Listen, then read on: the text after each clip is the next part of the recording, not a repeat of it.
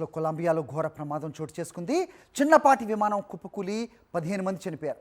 మృతుల్లో కొలంబియా చట్టసభ్యుడు కూడా ఒకరు ఉన్నారు. తొలుత విమానం అదృశ్యం కాగా ఎక్కడో దగ్గర సేఫ్ ల్యాండ్ అయి ఉంటుందని అంతా ఆశలు పెట్టుకున్నారు. అయితే చివరికి విషాదమే మిగిలింది.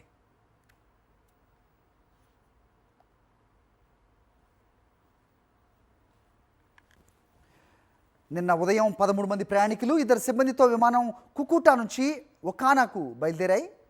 అయితే ల్యాండింగ్కు కొన్ని నిమిషాల ముందే కాచుచుంబోలో అదృశ్యమైంది. సెర్చ్ ఆపరేషన్ తర్వాత విమాన శిథిలాలు కనిపించాయి.